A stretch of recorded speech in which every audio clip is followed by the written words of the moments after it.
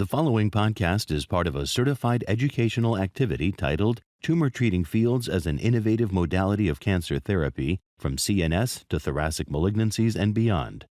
Access the entire activity and complete the post-test at peerreview.com/HHW860. Downloadable slides and practice aids are also available. Good evening, everyone. I'd like to welcome all of you in the room as well as those joining us virtually online to this continuing education event of Tumor Treating Fields as an innovative modality of cancer therapy from CNS to thoracic malignancies and beyond. So tonight I'd like to first introduce myself. My name is Eric Solman. I'm a radiation oncologist from NYU in New York. To my left, first I have Dr. Tiziana Leal, a medical oncologist from Emory University. And then to her left, I have Zachary Horn, a radiation oncologist from Allegheny Medical Cancer Institute. So today, we want to build an understanding of the mechanistic evidence and rationale for the use of tumor treating fields in a variety of malignancies. And we want to help you integrate tumor treating fields into the multimodality management of your patients. We want to provide you with strategies designed to deal with any adverse events that may occur, any toxicities from the treatment. And so hopefully we'll achieve those goals tonight. So let's start off talking about the history of tumor treating fields, which is in reality a relatively new modality. The first pilot trial was in glioblastoma back in 2004 called the EF07 trial. It was a full 7 years later that the FDA made its first approval for tumor treating fields in recurrent glioblastoma, the EF11 trial. And we'll talk about that trial in detail. 4 years later, approval was obtained for tumor treating fields in newly diagnosed glioblastoma. 4 years after that, tumor treating fields was approved for the use in unresectable malignant pleural mesothelioma. And now, as you'll hear about tonight, there are many ongoing solid tumor trials, including some that have come out with results very recently.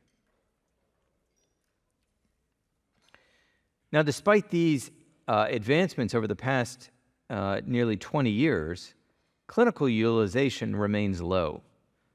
We have the most data on patients with glioblastoma, of course, and TT fields is used only in 3 to 12% of those with newly diagnosed disease, and there are many reasons for this. Only 0 to 16% of those with recurrent disease, even so that indication has been around far longer. So we're going to address best practices for overcoming the challenges and barriers to prescribing TT fields for patients with GBM and mesothelioma, and prepare to implement these novel treatments in other aggressive cancers. So it's often asked, what is the mechanism of action of TT fields? And there are actually many mechanisms of action, but I think the one that is most well-studied and easiest to understand is the antimitotic activity of tumor treating fields. So as you all know, within cells there are ions as well as polar or charged molecules. These can be very large proteins, for example. Charged particles and dipoles, things with positive and negative charges, can be influenced when applied within an electric field. So TT fields are high-frequency alternating electric fields that disrupt charged particles during mitosis. So as charged particles like proteins that need to move are disrupted, this can lead to cell death, particularly as it impairs the final steps of cell division, the cytokinesis. Non-dividing cells tend to be spared from the effects of tumor treating fields. So to help illustrate this, we have a sort of cartoon video that we'll just take a minute to watch. So why don't we start the video? In metaphase of cell division, cells are a rounded shape as the mitotic spindle forms. Intracellular components such as macromolecules and organelles are naturally charged. Tumor treating fields, or TT fields, disrupt cancer cell division by physically interacting with molecules required for mitosis. When alternating electric fields are applied to cancer cells, they disrupt microtubule polymerization. Tubulin dimers align with the electric field and are not able to form microtubules. This prevents the organized assembly of the mitotic spindle required for normal cell division. The inhibition of microtubule formation leads to metaphase arrest and cancer cell death. In addition, these deformed microtubules can lead to abnormal DNA segregation between daughter cells, which also results in cancer cell death. TT fields can also affect cells after metaphase. If a cancer cell has passed metaphase and enters the cytokinesis phase, the cell takes on an hourglass shape. This state under TT fields creates a non-uniform electric field inside the cell, creating dielectrophoresis. Net forces push the macromolecules and organelles toward the mitotic furrow, and this disruption leads to structural disorganization and cancer cell death.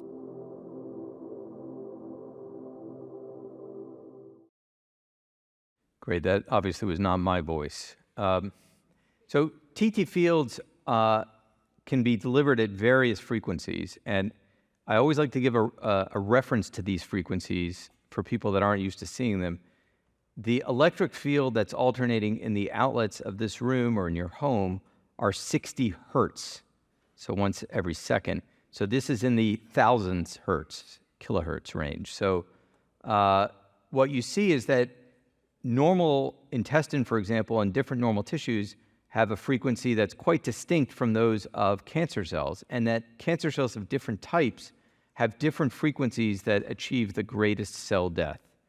So glioblastoma, for example, is in the 200 kilohertz range, while non-small cell lung carcinoma is 150 kilohertz. So the key takeaway is that the effect on cells is inversely related to cell size. So that's a clue about the first question you saw before. Okay, so I'm going to lead off today's agenda by talking about the role of TT fields in the management of patients with CNS cancers, particularly glioblastoma. Then Dr. Leal is going to talk about the present and future use of TT fields in the treatment of thoracic malignancies. And then Dr. Horn has perhaps the greatest challenge because he's going to talk about many other types of solid tumors. So he's the other in the title. So I will start off. I'm going to talk about the illuminating the expanding role of TT fields as part of multimodal management of CNS cancers as supported by real-world evidence. And this is all the things I do in my spare time. So, as most of you know, glioblastoma is the most common primary malignant cancer in adults, and it is also one of the most aggressive cancers of any cancer in adults. The key factors that predict outcome, number one is patient age, and then some other factors that have been important that are not molecular factors like extent of surgical resection, to some extent location, and patient functional status, and then a variety of molecular factors. But nevertheless, even those predicted to have a relatively improved survival compared to others based on these prognostic factors, everybody still has a poor prognosis, and there are very limited treatment options for these patients. So TT fields, which as I mentioned is approved for both primary and recurrent glioblastoma, is delivered using this device. And what it is, it's a non-invasive device that provides localized tumor treating fields, those alternating electric fields. The fields are generally of low intensity, and we measure intensity using the units volt per centimeter. And the frequency is 200 kilohertz for glioblastoma. And it's delivered in two directions. So you can see it's delivered side to side and front to back on this model's head. It's delivered through what are called transducer arrays, which are actually the electrical disc placed within a large patch that's adhered to the scalp. The electrical arrays connect via wires to a battery pack and a transmitter where the frequency, where the electric field is generated, a field generator, and that's carried usually in a backpack or in in this case, a shoulder bag.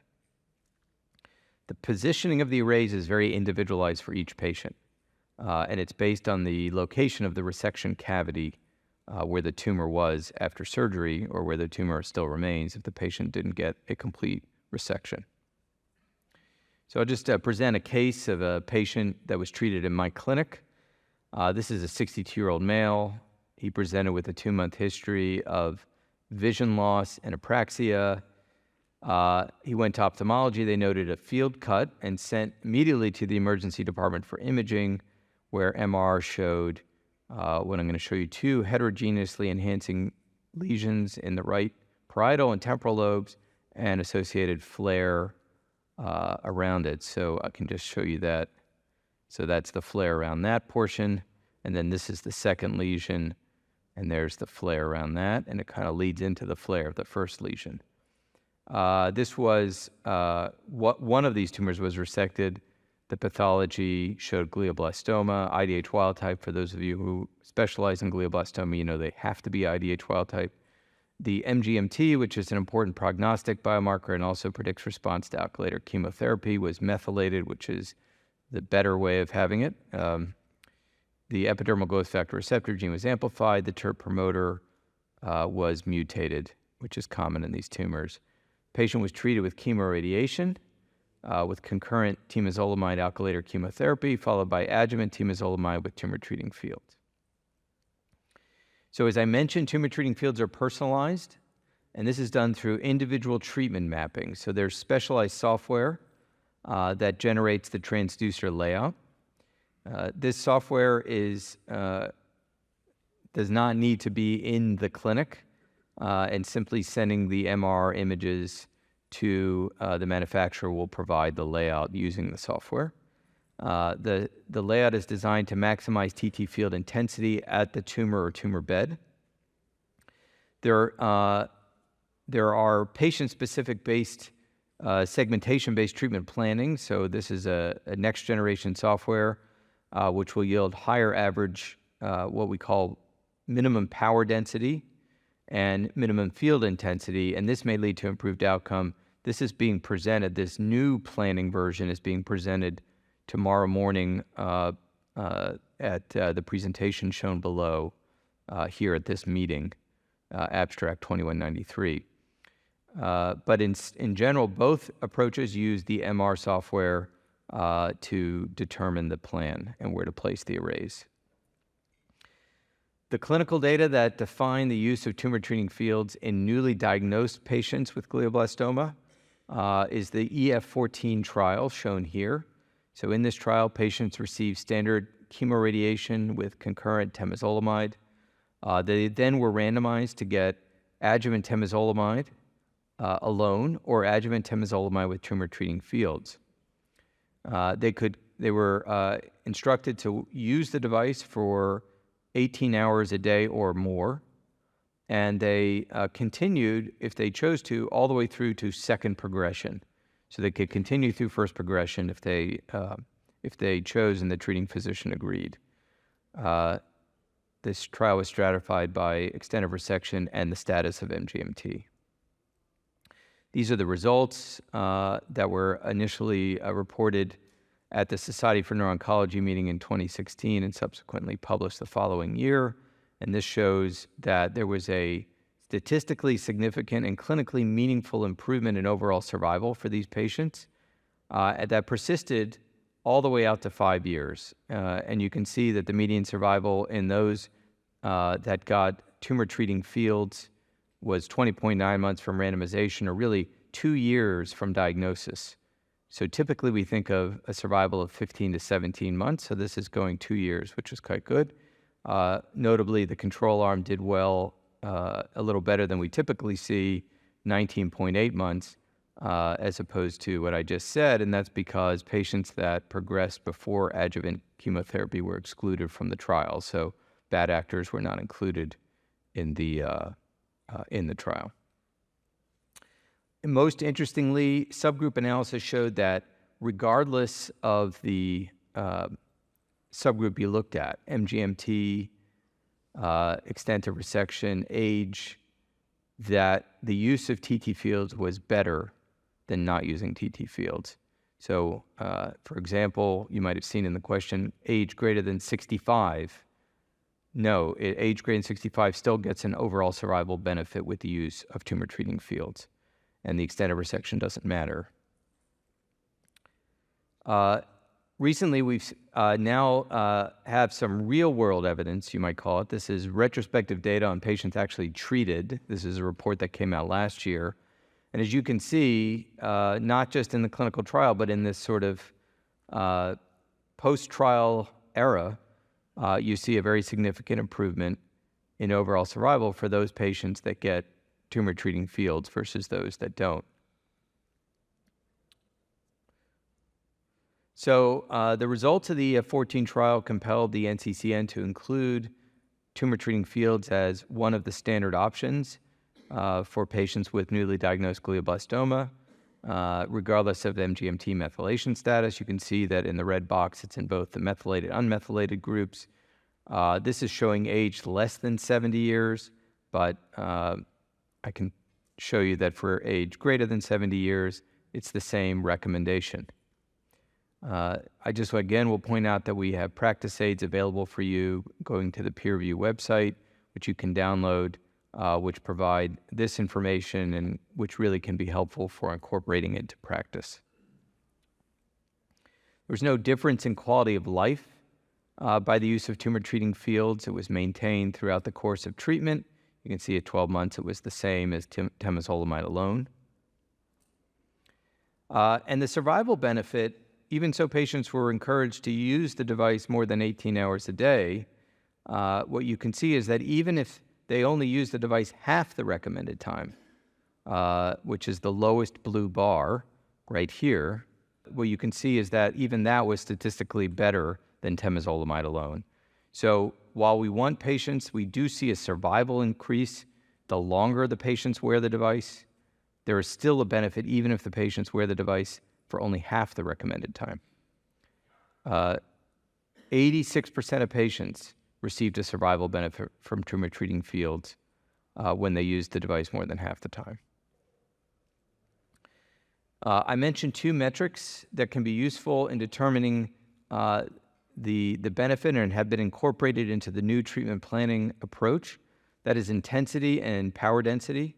And you can see that both increasing the density, that volts per centimeter, or the power density, which is a volumetric measure of dose, similar to the dosimetry we're all familiar with as radiation oncologists, you see an improvement in survival. And so the previous and the current way of planning uses a geographic planning, just where is the tumor bed, but now using the MRI, it will be possible, as you'll hear in the abstract tomorrow, to actually map dose. If you look where the dose was distributed in the EF14 trial, what you see is that areas that got higher dose are less likely to have tumor progression. Those areas show regression. Areas that have lower dose are more likely to be the sites of progression. So there does appear to be a dose-response relationship between tumor treating fields and glioblastoma.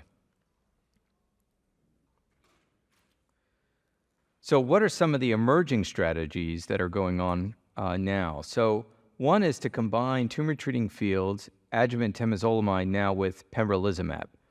And you might wonder why a checkpoint inhibitor. Well, a couple of possible scientific rationales for this. One is there's evidence that tumor treating fields can open the blood-brain barrier. And so that might be helpful.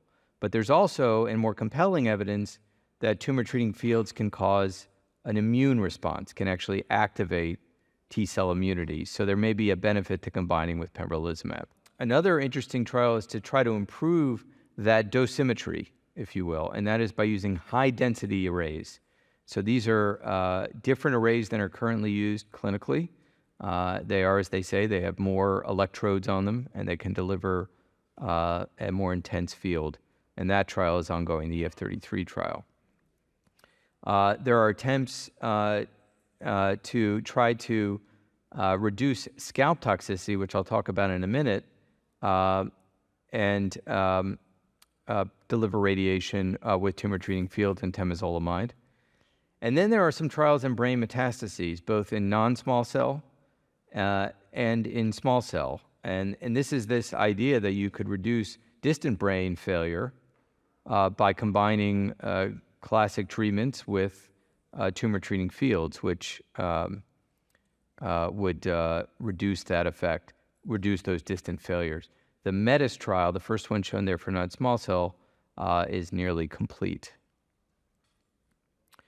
So one ongoing trial I'm going to spend a little more time on is called the Trident trial, so sometimes called EF32. And this is a trial that is combining tumor treating fields during the concurrent chemoradiation portion of the treatment for patients with glioblastoma. So the EF14 trial did not start the tumor treating fields until after the patient completed chemoradiation. And of course, as I did mention in that trial, patients were not randomized if they showed progression prior to the start of adjuvant treatment. In this trial, of course, that isn't a possibility. So in this trial, patients are getting tumor treating fields with the radiation. They actually have the arrays on. This is an ongoing trial. It's 950 patients. There was a preceding small safety trial to demonstrate that you could deliver radiation right through the arrays. Now, the arrays are not on. They're not plugged in, so to speak, to the field generator, but they're still adherent to the scalp, and it didn't cause a bolus effect on the scalp by doing so. So this very large trial will look for a further improvement in overall survival by adding tumor treating fields to the chemoradiation phase, hoping to get a benefit from both the use of TT fields with radiation and, of course, that we already know the benefit with temozolomide. There is a meta-analysis that Dr. Matt Ballo, a one-time colleague of mine actually many years ago, will be presenting tomorrow around the same time as the previous abstract I mentioned. And he's going to talk about that this meta-analysis suggests that this Trident trial will likely be positive, the meta-analysis showing a significant benefit when combining TT fields with standard chemoradiation in newly diagnosed GBM. So he'll talk about that tomorrow. Okay, so there are 5 principles we want to convey when it comes to the use of TT fields. So number 1, frequency. Low frequency for large cancer cells, high frequency for small cancer cells, okay, like glioblastoma and lung. Intensity. So an intensity of greater than 1 volt per centimeter is associated with improved overall survival. And this is not related to compliance, because I showed you that even with poor compliance, there's a survival benefit, but there's a real important benefit to having a certain intensity threshold. Time. The longer the patient wears the device, the better the improvement in survival. It basically is an exposure question. It's the longer you expose the tumor cells, the more you're catching them within cell division, the more likely you are to result in cell kill. Power density, this is that other metric of dosimetry. A power density greater than 1.1 is associated with improved OS, independent, again, of compliance. So you have intensity and power density both having these thresholds which show an improvement. Now, dose density is power density plus compliance. So that's kind of like a metric that encompasses everything. It shows a stepwise improvement in overall survival with longer use, plus the delivery of higher dose to tumor. So this is a combination of patient compliance and physician-directed delivery, which is certainly something we can encourage, and will, as treatment planning improves, we'll have more control over. Okay, let's just talk about skin just very briefly. I think my colleagues are going to get into this more frequently, but this patient that I presented did have some pruritus, and this is common. Skin toxicity is really the only toxicity that we see with tumor treating fields, and it has to do with the adhesive on the arrays.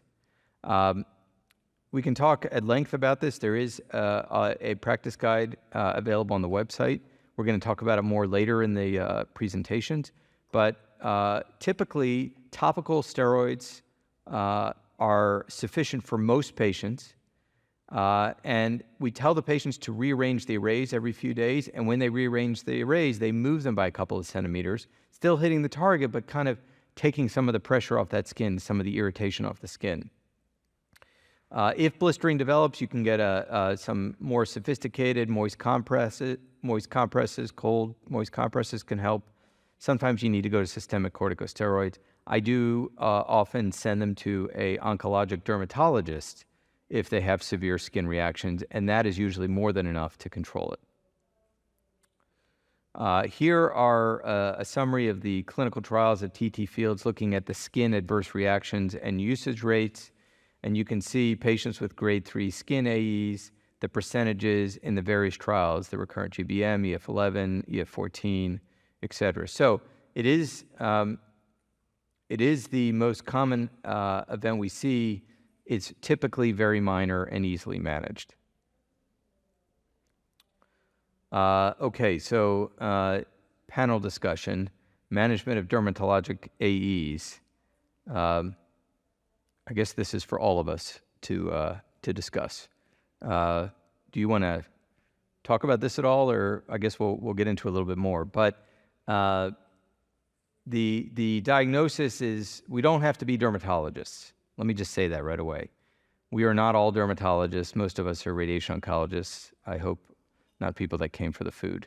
But having said that, there's lots of causes for these AEs that can be, some people are just predisposed to them. Some people are in a warm or humid environment, or it's the middle of the summer.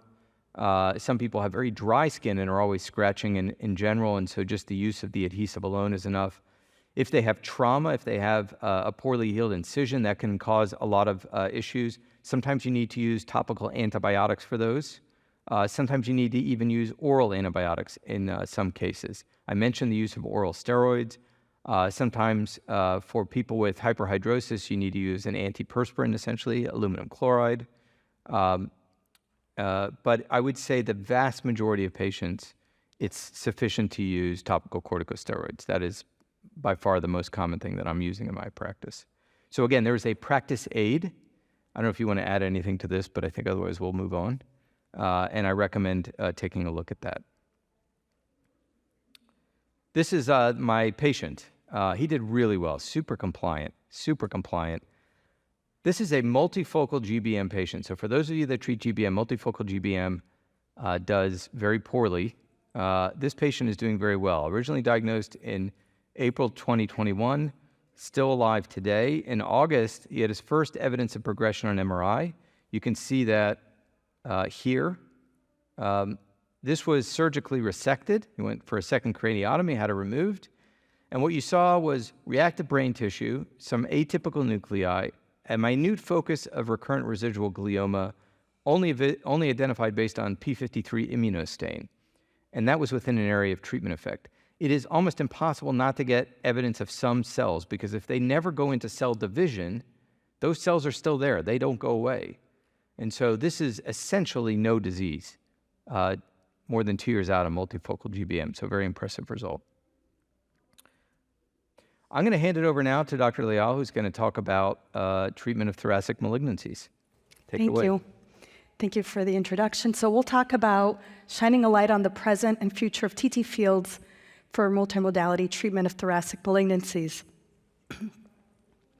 So talking about electric fields in thoracic malignancies, similar concepts apply to thoracic malignancies. And I will say that some of the clinical applications in the clinical trials that we have used, we've learned from the GBM experience. So the electric field distribution effectively needs to cover the lungs to allow for the treatment of malignant pleural mesothelioma, and the same applies to non-small cell lung cancer that we use in the clinical trial called the LUNAR trial that I'll talk about. The intensity of tumor treating fields in the lungs is, again, we're talking again about the same concept, 1 to 4 volts per centimeter, which is above the minimum threshold needed for a response. The field distribution is higher in the mesothelium than in the lung parenchyma, and the arrays need to be personalized. The layout needs to be personalized according to the location of the tumors And it's also important to note that BMI is an important factor to consider when selecting an appropriate array size. And we saw today the presentation by Dr. Shapiro at ASTRO 2023 demonstrating that patients with BMI of 30 or greater can utilize TT fields, but it's important to take into account the patient's body habitus and the BMI, and that perhaps then you need to select the appropriate size of the transducer arrays. And they do come in two sizes, small or large, and the size choice is determined by the anatomy of the individual patient. In thoracic malignancies, as you can see here, patients apply 2 pairs of these arrays. And again, the electric fields are delivered by the portable medical device. The recommendation here is similar to GBM, that the recommendation is for continuous use for 18 hours or greater during the day, and that's the target for 75% of the day. So this is the study that led to approval of TT fields in malignant pleural mesothelioma. This is a single-arm prospective phase 2 study called the STELLAR trial that included patients with unresectable malignant pleural mesothelioma with evidence of measurable disease using modified RECIST. These patients were then treated with tumor treating fields at 150 kilohertz with the recommendation of the target 18 hours a day or greater, with combination of the systemic chemotherapy backbone, pemetrexed at the standard dose of 500 milligrams per liter squared IV on day 1, and then the platinum, which could be cisplatin or carboplatinum. Patients then continued on after 6 cycles of their systemic therapy to tumor treating fields maintenance therapy until disease progression. The primary endpoint of this study is overall survival with the comparison of historical controls, and in this study, they used the best available historical control data that we had, which was the Volkswagen data that demonstrated in this study that the combination of platinum plus pemetrexed in unresectable malignant pleural mesothelioma led to a median overall survival of approximately 12 months. So here are the efficacy results of the STELLAR trial in this single-arm phase 2 study. The median overall survival in the STELLAR trial was 18.2 months, with a 1-year overall survival of 62.2%. The 2-year overall survival was in the 40% range. And this was very promising, met that statistical significance. Again, historical control, the 12-month median OS, that was sort of the baseline.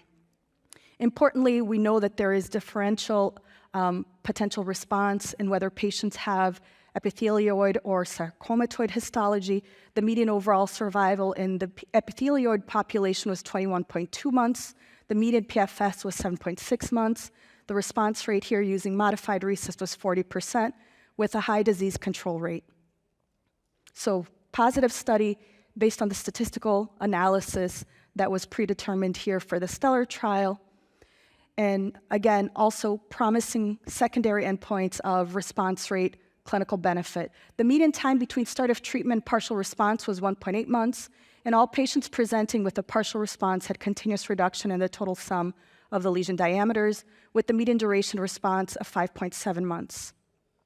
And again here, comparing to historical controls, the response rates were similar to the rates reported for the current standard of care of platinum pemetrexed, but lasted longer here with the addition of TT fields therapy to the standard systemic therapy. So this led to the approval of TT fields for unresectable malignant pleural mesothelioma in 2019 in combination with the standard backbone of platinum pemetrexed. And how did this stack up according to the options that we have for malignant pleural mesothelioma? Well, at the time, our standard was platinum pemetrexed. The other option was the addition of bevacizumab to platinum pemetrexed. And then subsequently, we actually had the CheckMate trial that led to the approval of nivo plus ipi in 2020 with, in a randomized phase 3 trial demonstrating improved overall survival of nivo plus ipi versus chemotherapy. And as you can see here, there is a differential sort of greater magnitude of benefit of nivo-ipi, for example, in the non-epithelioid population that you see in the red box. But in the epithelioid population here, the median overall survival with nivo plus ipi was 18.7 months versus chemotherapy, which was 16.5 months. I think it's important to highlight, we just heard at WCLC 2023, the MARS-2 trial, which was a randomized study that actually demonstrated that perhaps we're putting into question the role of surgery for patients with malignant pleural mesothelioma. In that study, the use of decortication, pleurectomy decortication in patients with malignant pleural mesothelioma that were deemed to be resectable actually led to increased risk of death, and put into question in this randomized study the use of surgery for patients with mesothelioma, which I think sort of really highlights the need for really effective systemic therapies and sort of different options for our patients with malignant pleural mesothelioma. We have real-world data for the use of tumor treating fields in patients with unresectable malignant pleural mesothelioma. This is a small case series, the first real-world data, only including 5 patients here. And I'll summarize the data to show that this was a descriptive analysis of 5 patients who utilized TT fields in combination with the systemic backbone of platinum pemetrexed, demonstrating the feasibility of use of TT fields in the real world, although there were some interesting points made in this small subset of patients. One, that the usage rate of TT fields in this real-world data was lower than what was achieved in the clinical trial. We don't have, like in GBM, a clear association of improved outcomes with usage rates, but here it was clear that there is a drop-off after 3 months of use, and even within the first 3 months, the use of TT fields was lower than what was reported in the STELLAR trial, which was about 68%. In this study, we saw about 52%. And as you can imagine, dermatitis was the most common side effect that was seen in the STELLAR trial and also seen here in this real-world data analysis of only 5 patients. So let's move on to non-small cell lung cancer. What are the multimodality therapy considerations for patients with non-small cell lung cancer? Here's a patient with stage 4 advanced non-small cell lung cancer who had progression of disease, mainly bulky intrathoracic disease after frontline chemoimmunotherapy. This patient had squamous non-small cell lung cancer. So what are our options once patients have progression of their disease on frontline chemoimmunotherapy? This is an outline of the NCCN guidelines. For patients who have progression on frontline chemoimmunotherapy, subsequent therapies are really limited in terms of benefits that patient derive from the standard second-line therapy. Really, the major and only FDA-approved therapy that was approved now back in 2014 was the combination of docetaxel plus ramucirumab. For patients that did not have prior immune checkpoint inhibitors, the option of immune checkpoint inhibitors in second line is still evidence-based based on multiple randomized phase 3 trials. So let's move on to the experience of TT fields in patients with non-small cell lung cancer. We had preclinical evidence of the combination of TT fields with systemic therapies leading to increased efficacy in non-small cell lung cancer models. This is the EF-15 trial investigating now the feasibility and the safety of tumor treating fields in combination with pemetrexed chemotherapy after prior platinum-based chemotherapy in patients with advanced non-small cell lung cancer. In this study, the primary endpoint of the phase 1 part of this study was safety. The secondary endpoint actually was time to progression within the field. And what this is showing here is that overall in this study, which was mainly based in Sweden, there were really no significant grade 3 or higher adverse events of high grade that were noted. The majority of patients actually had grade 1 and 2 dermatitis. There were no grade 4 toxicities, no grade 5 toxicities, no deaths attributable to tumor treating fields in combination with pemetrexed. And the patients that did have dermatitis were managed and improved with the application of topical steroids. In addition, with the endpoint of the time to infield progression, that was actually no different than time to overall tumor progression. And it did show a promising both median progression-free survival and median overall survival with the addition of TT fields plus pemetrexed. Here, the median overall survival in this study of tumor treating fields plus pemetrexed was 13.8 months, and the historical control of second-line pemetrexed was 8.2 months. Again, this is a phase 1/2 trial. It was single arm. So this is the basis, in part, for the randomized phase 3 LUNAR trial. We also had preclinical studies demonstrating that the application of TT fields with either taxanes or immune checkpoint inhibitors led to greater efficacy in preclinical models. And now we're investigating the combination of TT fields with the standard of care therapy at the time of the study conduct, which included immune checkpoint inhibitors or docetaxel. So here we have 276 patients who had progression of disease on prior platinum-based chemotherapy, and they were randomized 1-to-1 to tumor treating fields plus immune checkpoint inhibitors or docetaxel versus immune checkpoint inhibitors or docetaxel based on decision by the investigator and patients in this study. And then patients continued on and were able to continue on therapy until disease progression or intolerable toxicity. The primary endpoint of this study is overall survival, with secondary endpoints of overall survival in the subgroups of ICI-treated or docetaxel-treated patients, and then we're also looking at overall response rate, PFS, and of course, safety. And what the study showed, the key endpoint that was met was the primary endpoint of overall survival in the ITT population, which included the ICI and the docetaxel-treated patients.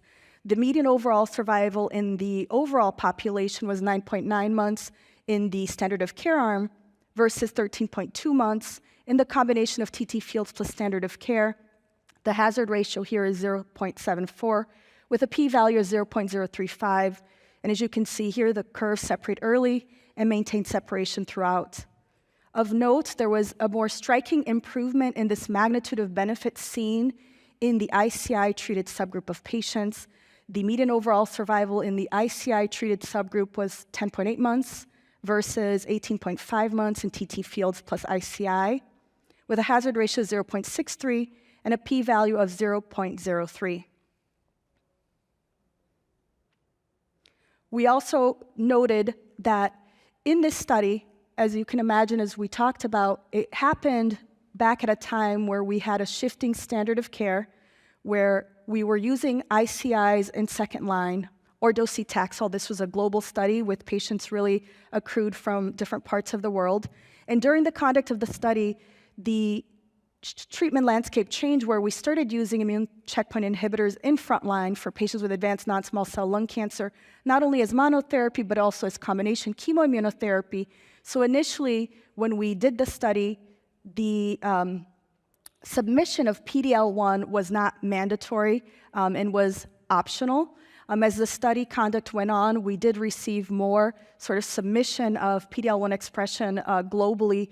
We had about 55% globally in terms of PD-L1 submission rates, and in the US, about 83%.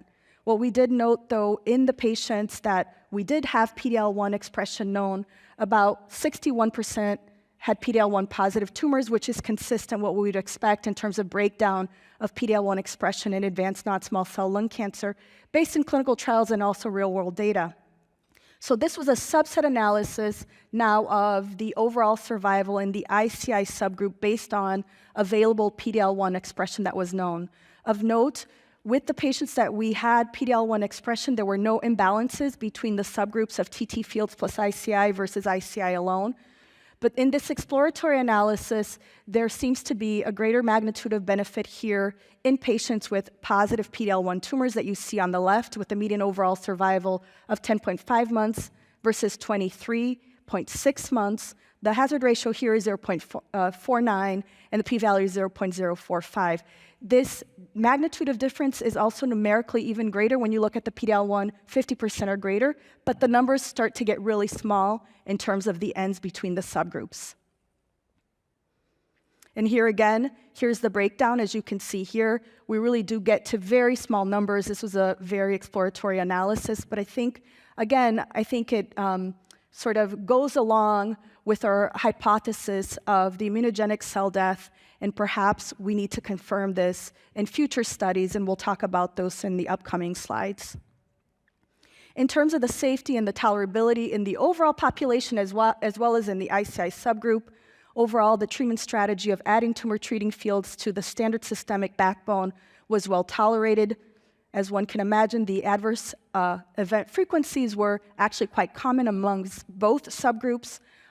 Not necessarily related to tumor treating fields, most of the AEs were related to the systemic therapy or the disease itself. But the AE frequencies were actually comparable of higher grade nature in both groups were comparable, and there really wasn't any significant differences in terms of immune-related adverse events. The device-related adverse events occurred in 73% of patients receiving tumor treating fields plus ICI, and mostly grade 1 and 2 local skin irritation. The incidence of grade 3 adverse events was low at 4.5%, not only in the ICI-treated subgroups plus TT fields, but this was actually consistent in the overall study in the ITT population as well. Again, here in this study, there were no grade 4 adverse events, and there were no deaths attributable to TT fields therapy.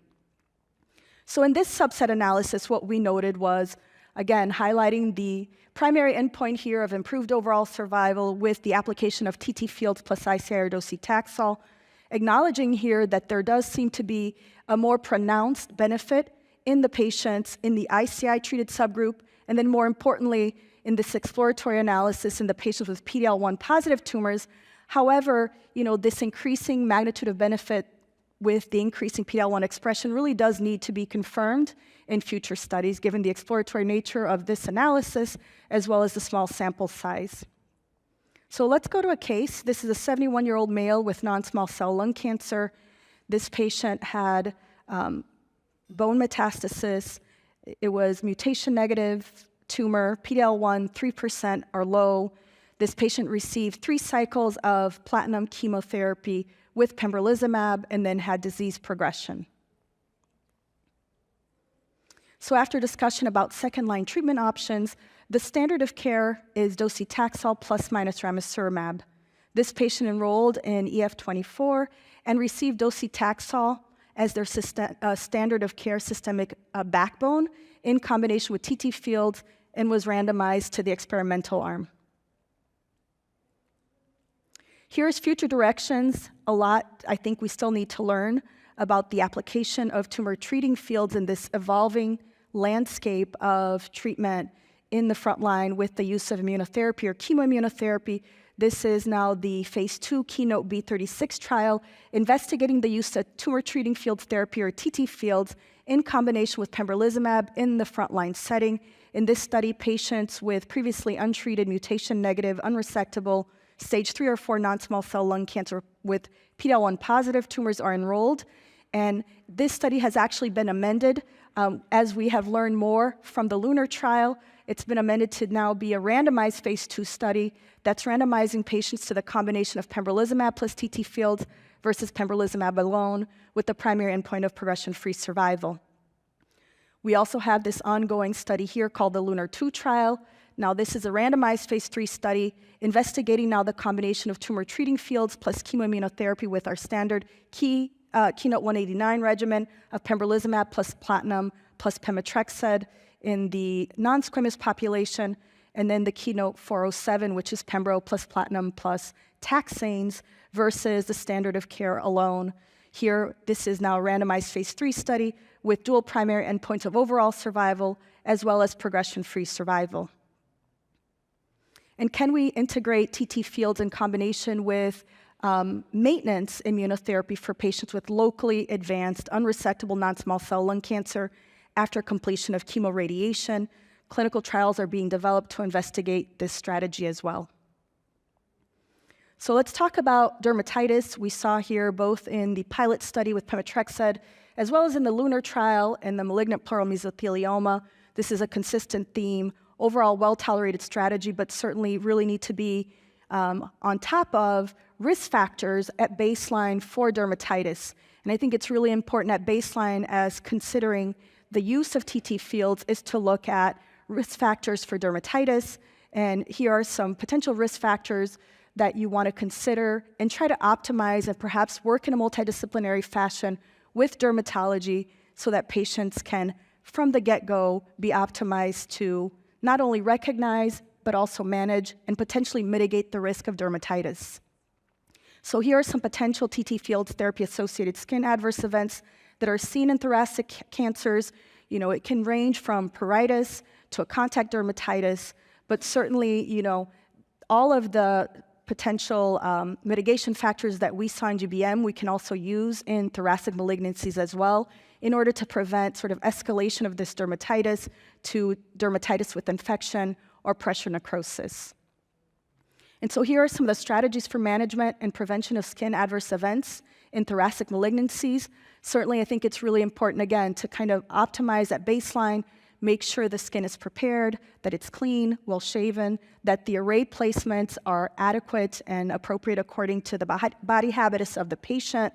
And then certainly, if patients do develop dermatitis, steroids definitely can be used, topical antibiotics. Changing the arrays every 3 to 4 days is very effective, and also changing the position of the arrays, as we talked about before, can also be effective. And if needed, I think ultimately giving a break, taking a pause, waiting 48 to 72 hours, and then replacing those arrays. And I've heard from investigators around the globe in areas that are very hot that perhaps they need to change the arrays a little bit more frequently in times of summer when it's really hot. So again, there are definitely methods and ways to prevent or manage the TT field-associated skin-related adverse events.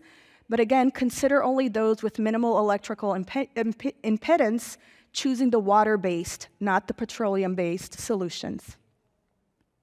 So let's go back to our patient. So our patient who enrolled on the clinical trial and was randomized to the combination of docetaxel and TT fields.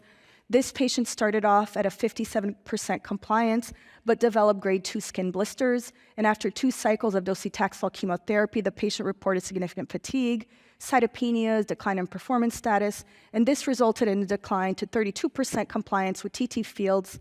The patient continued to experience skin irritation and was treated with steroids, but expressed preference to continue to wear the device. A few things I wanted to point out that in our study, this actually kind of goes along with the overall results of the study. The analysis of the study demonstrated that over the first 3 months, the compliance in the docetaxel arm was exactly 57%, and the immune checkpoint inhibitors was about 56%. But overall, in the entire conduct of the study, the adherence to TT field was about 19%, and still we saw that overall survival benefit, which I think, in my mind, we really need to understand, does this adherence, that threshold, really apply to thoracic tumors as well? Okay, so really important, I think, as we talk about using a new treatment modality that patients and clinicians are not accustomed to using, is really thinking about what are the strategies, if this rolls out in thoracic malignancies to clinical practice, that we can use to help clinicians, patients, and their caregivers understand how to use TT fields, how to stay adherent to TT fields, and certainly to continue to derive benefit from using it if they are deriving benefit. So in terms of how we did it on the study, we had a lot of support. We had device support specialists that actually met the patient at their home. They had 24/7 a device support technician that was available to troubleshoot and educate the patient and their family on how to use the device. And then certainly, it was really important for the patients to continue to come into the clinic, continue to assess risk factors and manage the dermatitis, and continue to receive their systemic therapies in the clinic with their clinician. So patient education is critical. Adherence has been lower than what is targeted in thoracic malignancies, but I do think we need to understand whether that really truly has an impact in outcomes in thoracic malignancies, and continuous monitoring and check-ins are really important for patients and their families. Wonderful, thank you. That was excellent, and we're going to have a chance for questions at the end. But for now, we're going to have Dr. Horn present about other solid tumors. And the bright path that exists. So despite major advances in a number of other disease sites that we haven't spoken about today, there is still a lot of morbidity associated with advancing disease and progression of disease, and we've had a lot of stagnation in a lot of those arenas over the last couple of decades, mostly in part because surgery can only do so much, radiation can only do so much. We haven't broken through with immunotherapies in some diseases, and the impact of that is adverse on quality of life. And so there is a rationale to try and use tumor treating fields as a synergistic approach to treating some of these diseases to maintain, potentially improve quality of life and not increase toxicity, which we've seen from all of the prior studies is feasible. So first, we're going to discuss pancreatic cancer.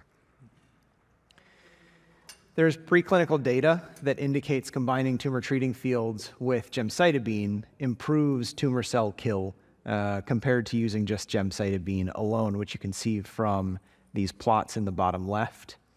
And the frequency is 150 kilohertz, which is similar to some other disease sites where tumor treating fields are already used, and can inhibit the growth of pancreatic tumor cells.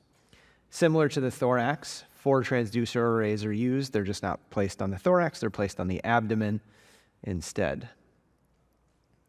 And so the initial study was the PANOVA study, looking at tumor treating fields with gemcitabine and Abraxane, nab-paclitaxel. 40 patients were enrolled. The median progression-free survival was close to 8.5 months, and overall survival was just shy of 15 months with the combination of gemcitabine and tumor treating fields. In those who were treated with a combination of gemcitabine and nab-paclitaxel, the median progression-free survival was just over 12.5 months, and the median overall survival was not reached. The trial enrolled both locally advanced and metastatic patients, which you can see are depicted by the green and purple lines respectively on those curves.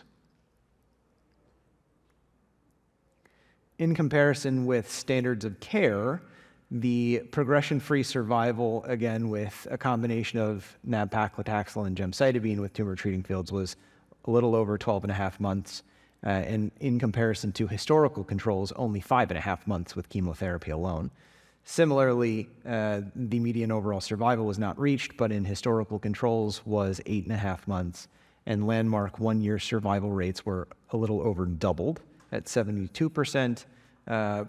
PR rates, the partial response rate, was also just about doubled, and the clinical benefit, which is a combination of stable disease and partial response, was almost 90% in comparison to 50%. So that's fairly encouraging. That led to the phase 3 PANOVA trial, which is looking at locally advanced pancreatic cancers that are not amenable to surgical resection, randomizing between standard of care chemotherapy, which again is gemcitabine and nab-paclitaxel, versus that same chemotherapy backbone with the addition of tumor treating fields. Primary endpoint is overall survival, with the expected secondary endpoints of progression-free survival, response rates, landmark survival, and quality of life. There are a number of other ongoing studies looking at this same patient population. So we're looking at the addition of monoclonal antibodies to a chemotherapy backbone.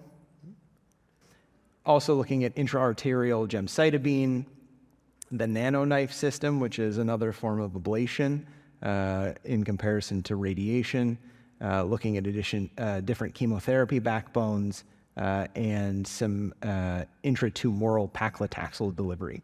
So those are all additional studies that are underway, but as you can imagine, as you add on additional drugs or additional interventions, you add on additional risk for side effects, toxicity, and impact on quality of life.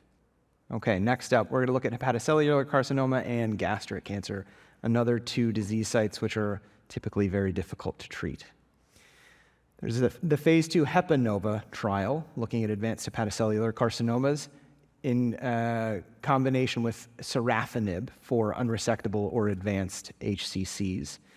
This small study enrolled 25 patients, and they were treated with that combination and had imaging fairly frequently to assess overall response rates.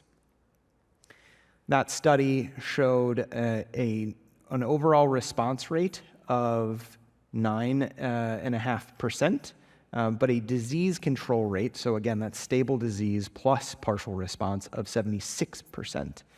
If they were able to remain on treatment for 3 months, for 12 weeks or more, those numbers went up.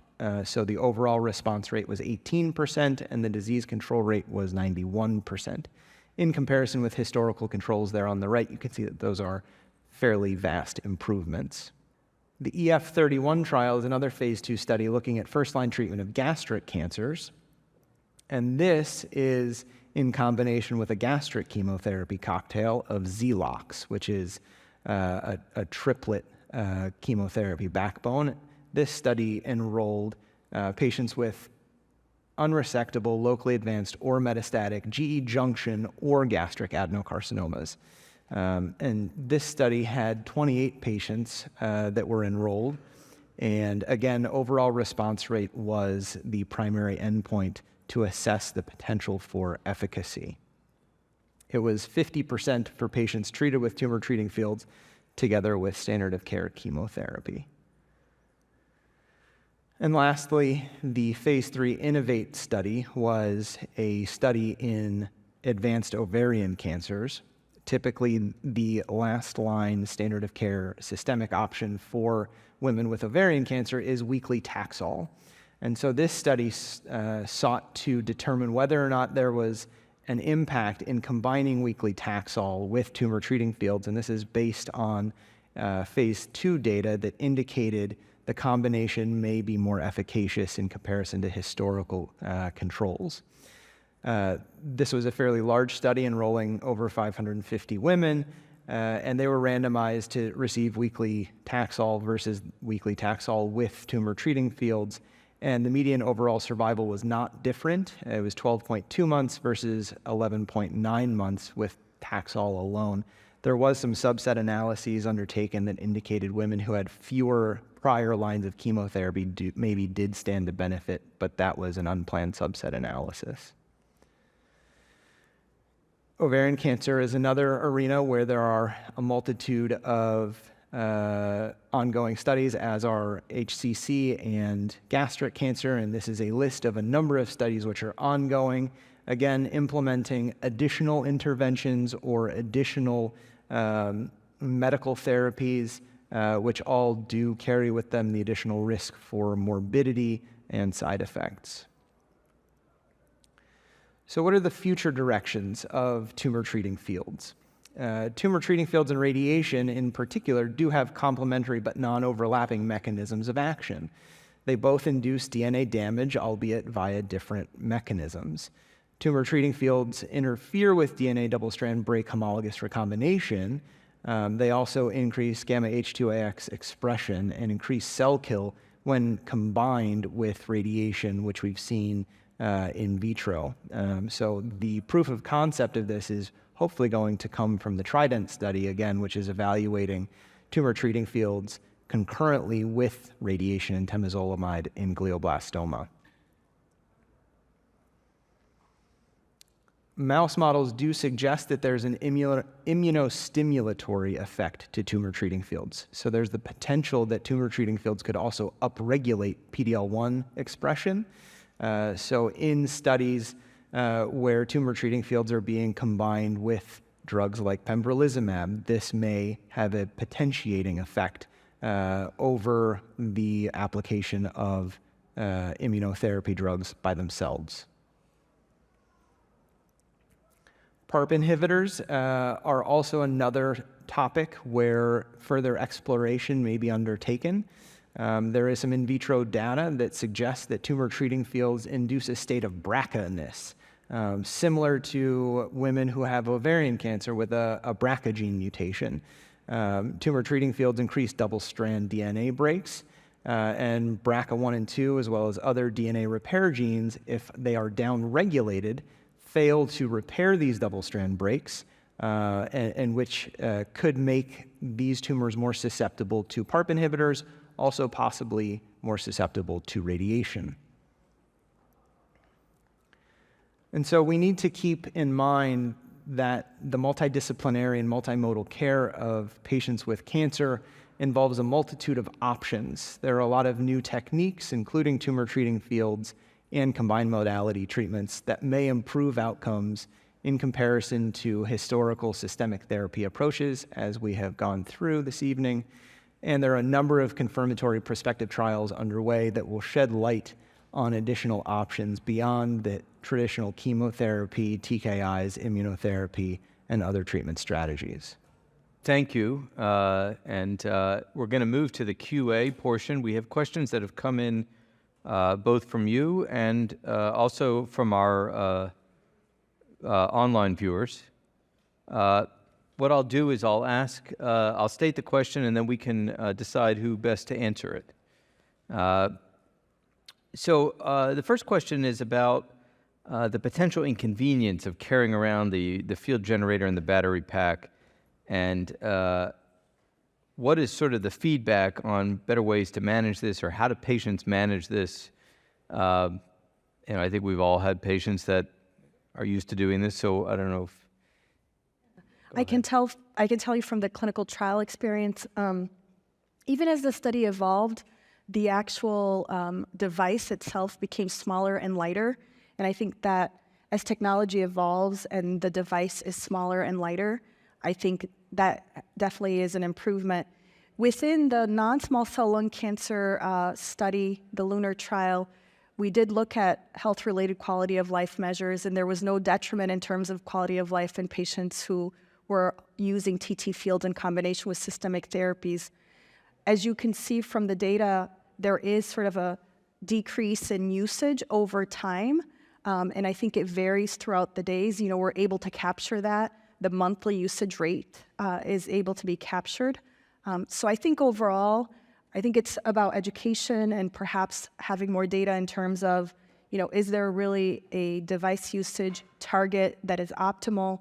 And then I think ultimately, working with the clinicians, I don't think it necessarily is something that is not doable, but it definitely requires education and continued sort of monitoring and counseling about it.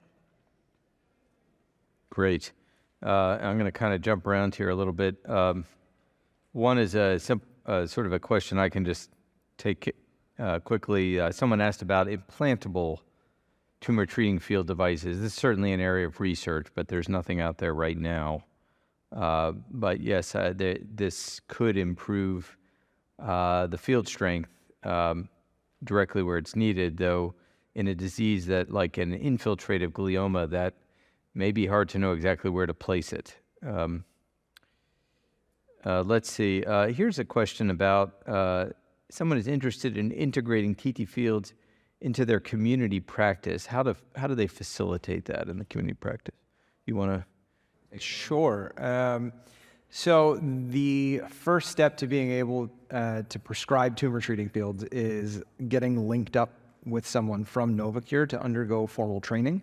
It is not terribly dissimilar to this, but comes with a bit more nuts and bolts, so that you understand the prescription process, a little bit more about device management, the ins and outs of working with the device support specialists, and then that facilitates you being able to prescribe the tumor treating fields device. And then the device support specialist will help actually get the patient started on treatment, and then is sort of your liaison with the patient. So they have a lot of soft touch points with the patient and can communicate with you in your clinic so that you can better manage those patients. But it doesn't take a whole lot to actually get started. And I should just, again, direct you to the practice guide where all the information on incorporating this into your practice can be found in 4 easy steps, I am told. Here's a question. When will LUNAR 2 launch? And can you provide more details of the design of the study? Yeah, LUNAR 2 is launching. That will be, again, a study investigating the use of tumor treating fields in the front line in patients with advanced non-small cell lung cancer without actionable mutation. And this is going to be a randomized phase 3 study, randomizing patients to tumor treating fields plus standard platinum-based chemotherapy with pembrolizumab versus chemoimmunotherapy. The primary endpoints in this study are overall survival and progression-free survival. So that study, I think, is a key study, along with the other study that we talked about, KEYNOTE-B36, investigating the use of monotherapy pembrolizumab in a randomized phase 2 setting as well. So I think, a lot of excitement in combining these with immunotherapies and then sort of using it in the front line where the majority of the patients in the US are using immunotherapy. Globally, that's still not the case. So for patients that don't receive immunotherapy in the front line, if they have access to immunotherapy in the second line, incorporating TT fields in combination with immunotherapy could also be an option for those patients. Great, thanks. A couple of ovarian cancer questions I'm going to kind of bundle. First, are there any new studies of TT fields in ovarian cancer planned? As far as I'm aware, no. So that is, at this point, up in the air. And what is the sort of explanation for that's been given as to why that trial did not reach its endpoint? There are a number of possible explanations. It may relate to some of the metrics that we saw that predict for survival in glioblastoma, such as the power density. Ovarian cancer being a very diffuse disease, it is very difficult to cover the entire peritoneum, the whole peritoneal cavity for that matter. And so the penetration may not have been sufficient. There could have been some compliance issues, amongst other things, but unfortunately, the data speaks for itself. Great, thanks. Here's a mechanistic question, which is, why does systemic therapy work in synergy with tumor treating fields? I suppose I can address that. Many systemic therapies, particularly classic cytotoxic agents, interfere with cell division or mitosis. They're often antimitotics on their own, or they cause DNA damage directly, and so that would work well with the mechanisms demonstrated for tumor treating fields. Let's see. Here's a lung cancer question. If TT fields stop cells in mitosis, could it be used also for tumors that have driver mutations for which we use targeted therapies, but those were not included in the previous design?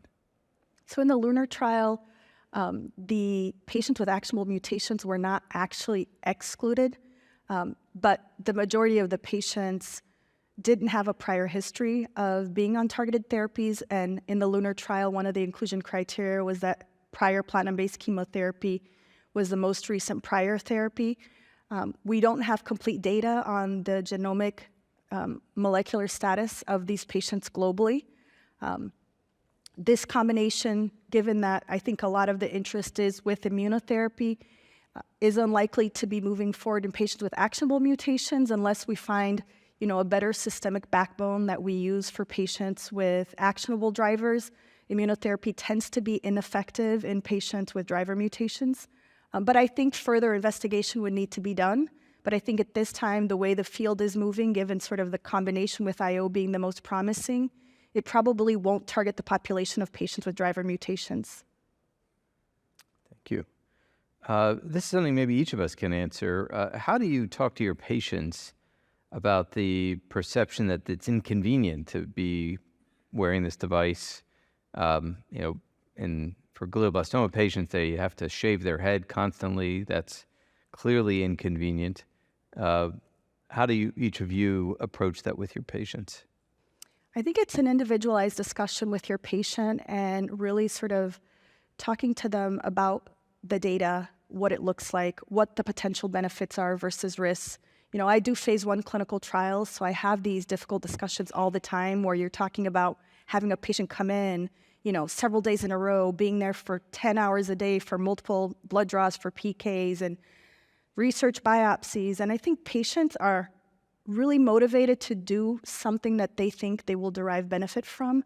Will they derive an improved overall survival? Will their quality of life be acceptable? And will they derive clinical benefit that's meaningful to their lives?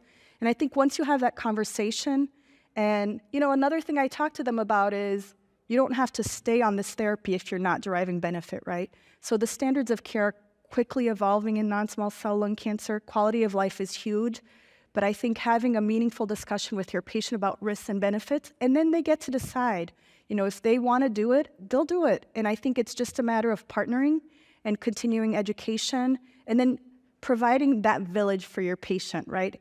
We need a multidisciplinary care, incorporating early palliative care, good nursing support, dermatology, radiation oncology.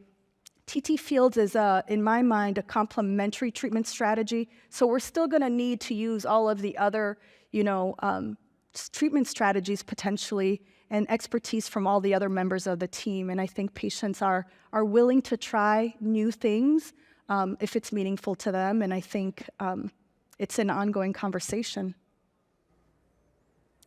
That is very well put. I would also say that I have a mannequin that has arrays in my office, and so I will bring that out to show, just so they can get a better sense of what does the battery pack look like and the transducer arrays, so that they understand what they will be wearing and carrying around, so that they can actually feel the heft of the battery pack and the transducer.